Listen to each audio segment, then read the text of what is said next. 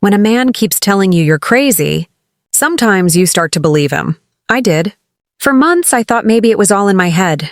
The strange looks, the sudden silences, the way my husband's phone never left his hand.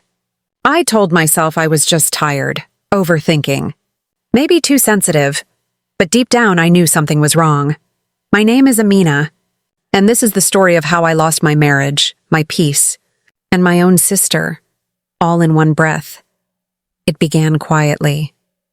Rashid and I had been married for 11 years. We weren't perfect, no marriage is, but we were stable. We had built a life together, a small home, a quiet routine, 2 beautiful kids who adored their father. Rashid worked in sales, so long hours were normal.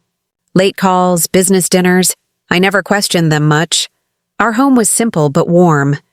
Every morning I'd make tea, the smell of cardamom filling the kitchen. Rashid liked his eggs soft, always with a slice of buttered toast and a dash of black pepper. He'd smile, kiss my forehead and say, "No one makes breakfast like you, Mina." It was those little things, those soft moments, that made me believe our life was safe. Until it wasn't.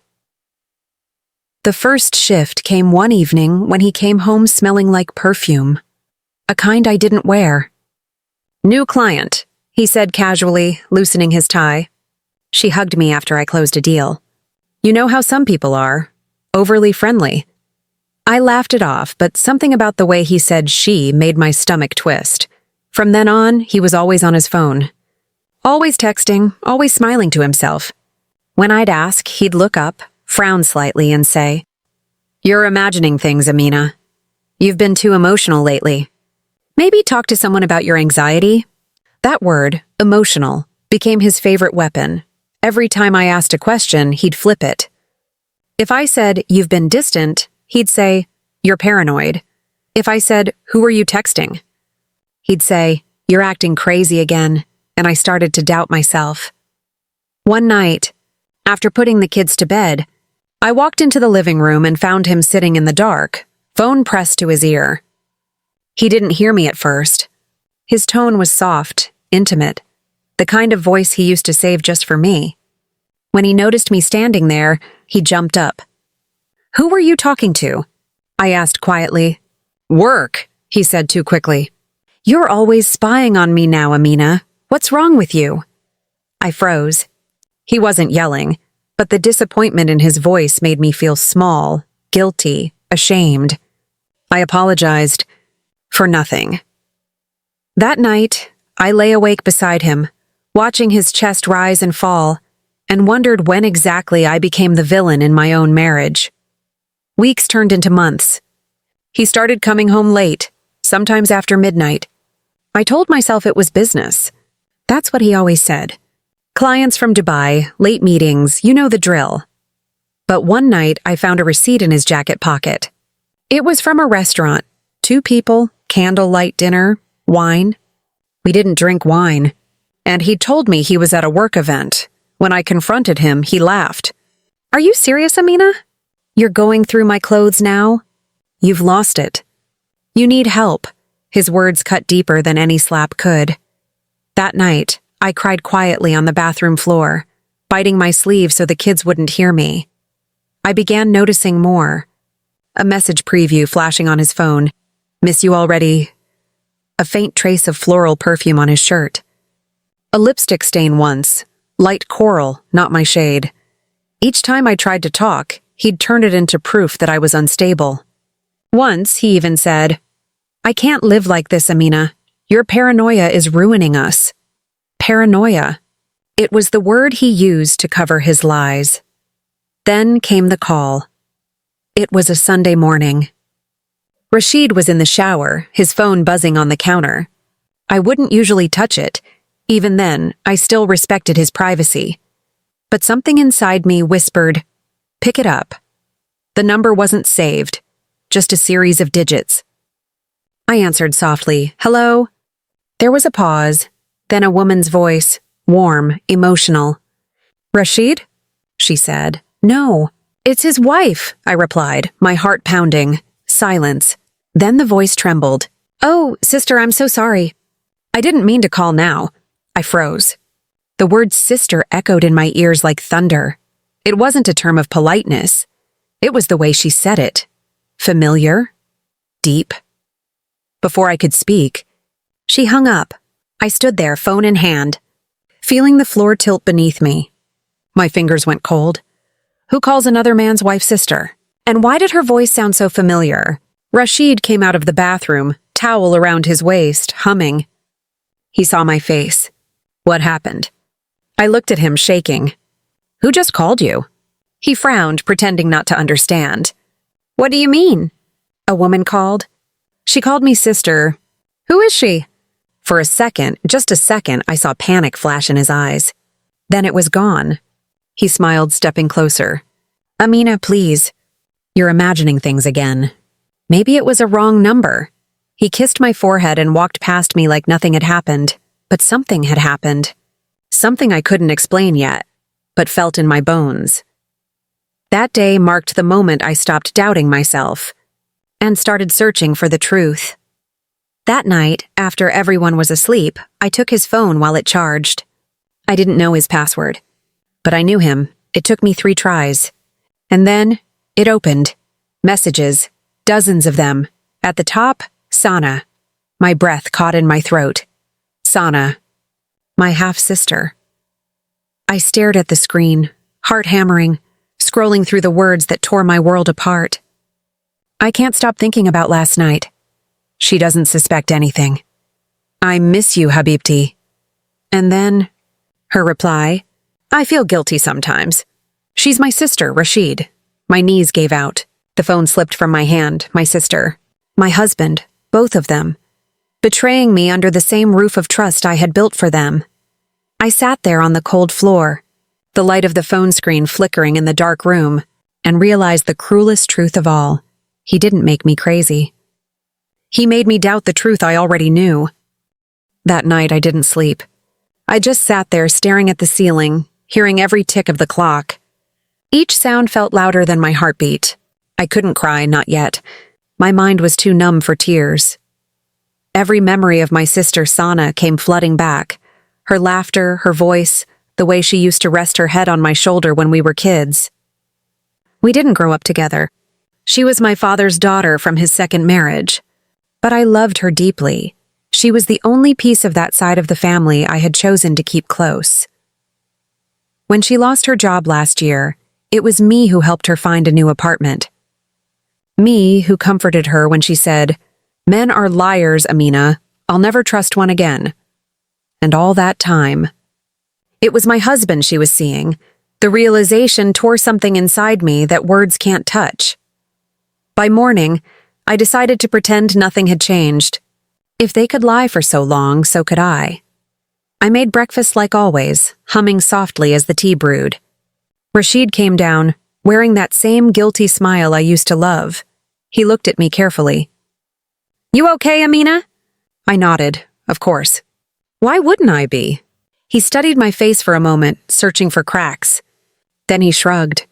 "You've been tense lately. Maybe take a break from whatever's stressing you." I almost laughed. The irony was too bitter to swallow. The day passed in a blur. I dropped the kids at school, did laundry, cooked lunch. My hands moved automatically, but my mind was elsewhere, calculating, replaying, burning every text from his phone into memory. When I picked up my phone, I saw something I hadn't noticed before, a message from Sana. "Sana, can we meet soon? I miss you." My fingers trembled. I stared at the screen for a long time before typing back, "Me. Of course. Come for dinner tomorrow. Rashid will be home too." The next evening I prepared everything, their favorite dishes. I wanted no denials, no running, no hiding. Just truth, plain and sharp. The air smelled of spices and betrayal. Rashid came home early, smiling like a man who thought he'd gotten away with everything. He kissed my cheek. "You look beautiful tonight." "Thank you," I said quietly. "We have a guest coming." His eyebrows rose. "Oh, who?" Before I could answer, the doorbell rang. He went to open it, and when he saw her, Sana, standing there with flowers, his face changed. For a split second, guilt flickered across his eyes. She froze too, her smile faltering when she saw me standing behind him. "Amina," she whispered. "Come in," I said softly. Dinner was quiet, too quiet. The children were at my mother's that night, thank God. The three of us sat around the table like strangers trapped in a play. Rashid tried to make small talk about work. Sana nodded along, barely able to meet my eyes. I let the silence stretch until it felt like a fourth person in the room. Then, calmly, I said, "So, how long?" Sana's fork froze midair. Rashid's jaw clenched. "What are you talking about?" he said carefully. I looked at him, my voice steady. "How long have you two been lying to me?" Sana's eyes filled with tears instantly. Rashid tried to grab my hand. "Amina, please, you're misunderstanding," I pulled away. "Don't you dare call me crazy again!" The room went still. Even the clock seemed to stop ticking. I reached into my pocket and placed his phone on the table, screen glowing with their messages.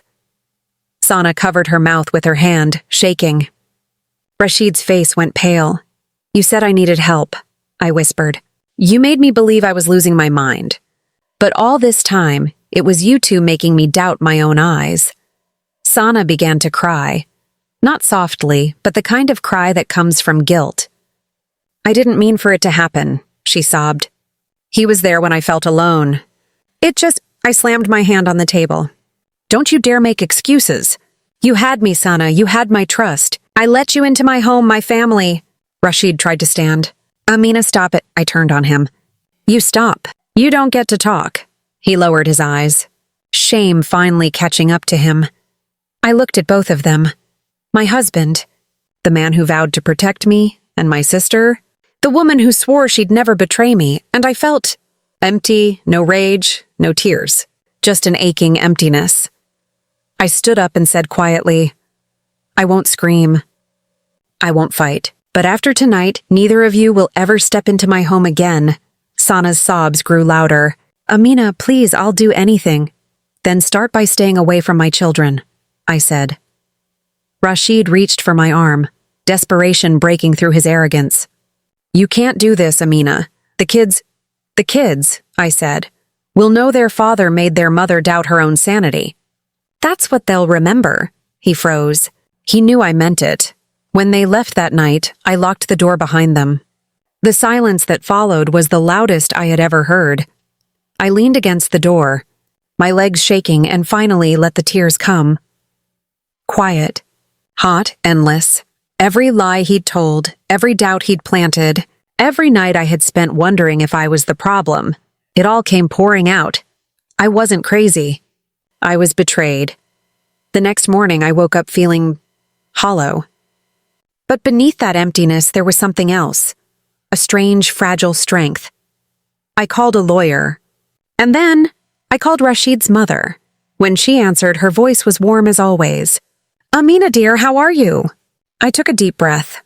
"You might want to sit down," I said. When I told Rashid's mother what her son had done, there was silence on the line. For a moment I thought she might hang up. Then, in a trembling voice, she said, "Amina, are you sure?" I laughed. Not the happy kind. The tired, bitter kind that comes when you've stopped expecting anyone to believe you. "I was sure long before you were," I said quietly. "And you know what hurts most? I believed him more than myself." She tried to defend him, of course. Maybe it was a mistake. "He's under stress." But I stopped her. "Don't make excuses. I did that for years." Later that day, Rashid came home. He didn't knock. He still thought this house belonged to him. He looked at me, exhausted, angry, cornered. "You told my mother?" he snapped. I didn't flinch. I told the truth. "Something you've avoided for a long time."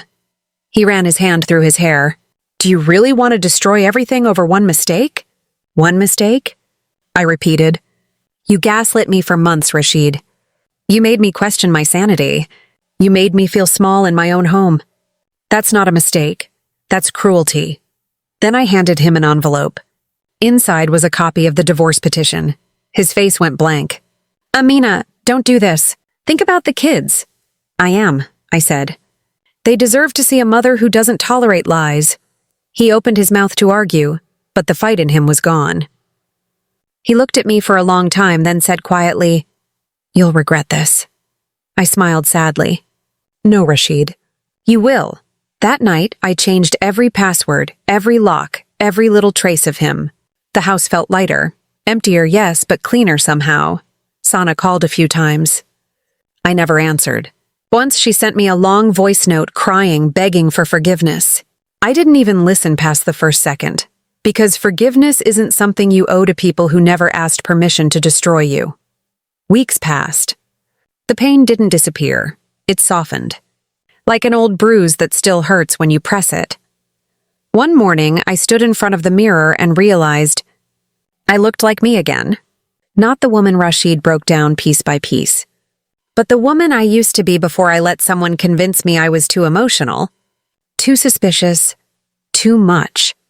I smiled at my reflection and whispered, "You were never crazy. Amina, you were just with the wrong man." 6 months later, the divorce was final. I opened my own bakery, something I'd dreamed of doing for years but never had permission for. And the first cake I sold was to a woman crying over her own cheating husband. When I handed it to her, I said softly, "Sweet things still exist, even after bitter endings." She looked at me and smiled through her tears.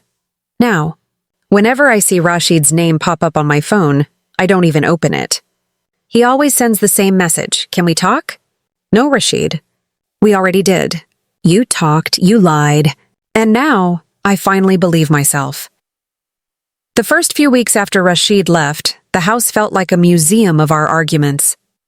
Every room held an echo. The kitchen where I once begged him to eat breakfast, the hallway where he'd pace during his secret phone calls. I kept cleaning, hoping I could scrub away memories along with the dust. But memories don't live in the floor. They live in the air. One evening, while rearranging the shelves, I found our wedding photo tucked behind a stack of bills. I sat on the floor staring at it. We looked so young, so certain that love was enough. Then I noticed something I'd never seen before. The way his hand rested on my shoulder, not tenderly, but possessively. Even then, maybe I should have known. I put the photo in a box and labeled it past. That night, for the first time in months, I slept without crying.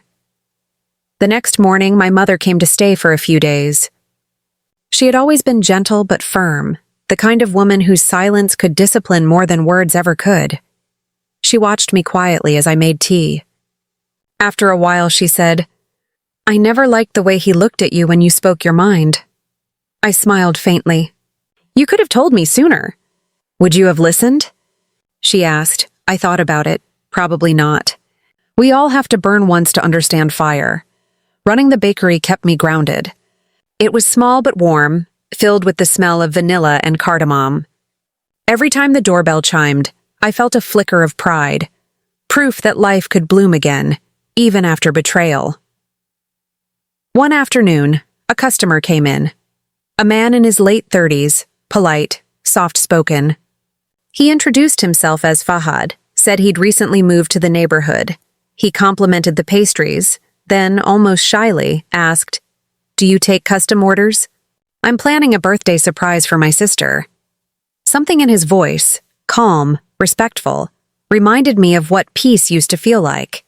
Still, I kept my distance. The heart learns fear faster than trust. That evening, Sana called again.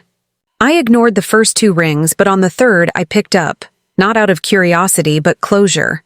Her voice trembled. "Amina, please." "I didn't know how to tell you. I didn't mean to hurt you." I stayed silent. She continued.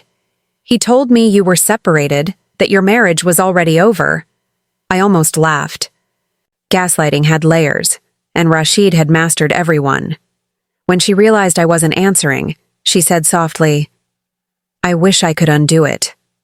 You were like a sister to me." I finally spoke. "Sisters don't sleep with their brother-in-law, Sana.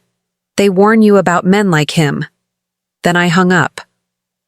No shouting, no tears, just an ending, simple and complete. That night, the rain started. I stood by the window, watching it hit the glass in soft, uneven rhythms. For the first time, I didn't think of Rashid. I thought of myself, the woman who survived him. I whispered, "You're allowed to live. Amina, you're allowed to love again, even if that love is only for yourself." And the house, that old witness to my pain, finally felt quiet. The bakery became more than just my business. It became my heartbeat. Every morning, I'd unlock the door, switch on the warm lights, and breathe in the smell of sugar and butter. It smelled like freedom. There was something healing about watching dough rise, the way it needed time, warmth, and patience. I realized people were the same. After pain, we don't need fixing. We just need time to rise again. Fahad started visiting the bakery more often. Always polite, never intrusive. Sometimes he'd stay for coffee and talk about small things. The weather, his job at the design firm nearby, his sister who was moving abroad. He never asked personal questions. And that silence, it felt respectful. One morning he asked, "Do you ever rest?" "You're always here early," I smiled. "Rest doesn't pay bills." He laughed, a soft, honest sound I hadn't heard in a long time. Before leaving, he said, "You make this place feel peaceful." That's rare. When he walked out, I caught my reflection in the glass door, smiling without guilt. It startled me. It had been years since my smile belonged to me. A week later, I was invited to cater a small engagement party. The client had specifically requested my bakery's cakes. Word had spread fast.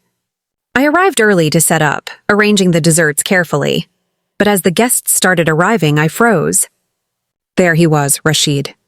Dressed sharply, pretending like the world hadn't seen him unravel. For a moment, our eyes met. He looked older. Not in years, but in guilt. He walked toward me. "Amina," he said quietly, "you look different." "I should," I replied. "I'm not your reflection anymore," he sighed. "I've made mistakes. Too many." "Then live with them," I said simply, and turned back to my table. His hand twitched like he wanted to stop me but didn't. That was the difference now. I didn't need to win. I had already walked away. Later that evening, I overheard a conversation between two guests. "Did you hear? Rashid's business went under. He's been blacklisted." I didn't feel joy, just release. Karma doesn't need an audience. When I stepped outside for air, I saw Fahad waiting by his car. He smiled. "You did great in there." "Everyone loved the desserts," I laughed softly. "Except one person, maybe." He tilted his head. "The man who kept staring at you like he lost the sun?" I looked at him surprised. He shrugged. It wasn't hard to notice. The drive home that night was quiet. Rain drizzled on the windshield, and the city lights blurred into golden streaks. For the first time in years, I wasn't thinking about the past. I was thinking about what's next. At a red light, I whispered to myself, "You're not broken. Amina, you're becoming." The next morning, Fahad came to the bakery again. He placed a small box on the counter. Inside was a wooden plaque, beautifully carved. "Bloom, even after fire." He smiled gently. "For your shop, and maybe for you too." Something inside me softened. Not love, not yet, but peace. That night, I sat by the window again, tea in hand, looking at the quiet street below. And for the first time, I wasn't haunted by what was gone. I was grateful for what remained, peace, purpose, and the chance to begin again. It was a quiet Thursday night when my phone rang. I almost didn't pick up. I'd stopped answering unknown numbers long ago. But something in me hesitated, and I swiped right. A weak voice came through. "Amina, it's me. Rashid." For a second, the world went silent. Only the ticking of the wall clock and my heartbeat filled the room. His voice sounded hollow, unfamiliar. He wasn't the man who once gaslit me into doubting my own mind. He was smaller. "Please, don't hang up. I need your help." I took a deep breath. "What happened?" He hesitated before saying it. "Sana left, took everything." Even my documents, my savings. I'm in debt. The police are looking for me. I don't know where else to go. For a long moment, I said nothing. I just listened to the sound of his shallow breathing and the echo of all the times he'd called me crazy. Now he was the one sounding unhinged, desperate, lost. "I'm sorry," he whispered. "For everything. You were right. I destroyed us." I closed my eyes. There was a part of me, the part that had once loved him, that wanted to feel pity. But another part, the stronger part, remembered sleepless nights, humiliation, and the way truth had to claw its way out of his lies. "Rashid," I said softly, "you once told me I was crazy, but I wasn't. I was hurt." He didn't speak. "I hope someday you face what you ran from, but I can't save you from it. Please, Amina, just one chance." His voice broke. I whispered, "You already had one. You just spent it on someone else, and then..." I ended the call. That night I didn't cry. I didn't shake or curse the past. I simply sat by my window, tea cooling beside me, watching the moon reflect off the bakery sign. Bloom, even after fire. It wasn't revenge that healed me. It was the choice not to hate anymore. Weeks passed, and life gently moved forward. The bakery grew busier. I started hosting Women's Sundays, free coffee and stories for women who'd been through loss, betrayal, or heartbreak. We'd sit together, talk, laugh, sometimes cry. It wasn't therapy. It was sisterhood. One day, after everyone left, I found a small note on a napkin. "You helped me believe in myself again." "Thank you," I smiled. That was enough. A few months later, a letter came in the mail. No return address, just my name, written shakily. Inside was a short note in familiar handwriting. "Amina, I'm leaving the country to start over. I don't expect forgiveness, but I hope you find peace, because you deserve it. Rashid." I folded the letter, not out of anger or sorrow, but acceptance. Some stories don't need revenge. They just need to end quietly. That evening, as the sun dipped low and the bakery lights flickered on, Fahad arrived again, holding a bag of fresh flowers.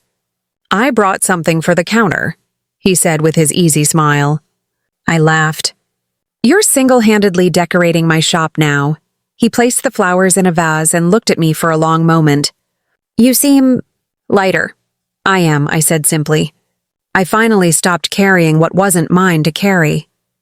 When he left, I flipped the closed sign and stood at the doorway, watching the empty street glow under soft yellow lights. And in that stillness, I whispered a small prayer, not for Rashid or Sana, but for myself. "Thank you, God, for giving me back me." When I look back now, it almost feels like it happened to someone else. That woman who used to cry quietly in the kitchen, who doubted her own mind, who waited for a man to notice she was breaking. I used to think strength meant holding everything together. Now I know strength is walking away when everything inside you still wants to stay. Rashid once told me I was crazy, and for a while I believed him. That's what gaslighting does. It turns truth into fog. But the thing about fog is, when you stop running, it clears on its own. If you're listening to this and someone has made you question your worth, your sanity, your truth, please hear me. You're not crazy. You're not too much. You're not impossible to love. You are simply seeing what they refuse to face. And sometimes seeing clearly is the bravest thing a woman can do.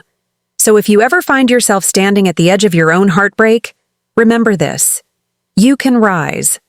You can rebuild, and you can bloom, even after fire. Tell me, would you have answered that call? Or let the past finally rest? Thank you for listening to my story.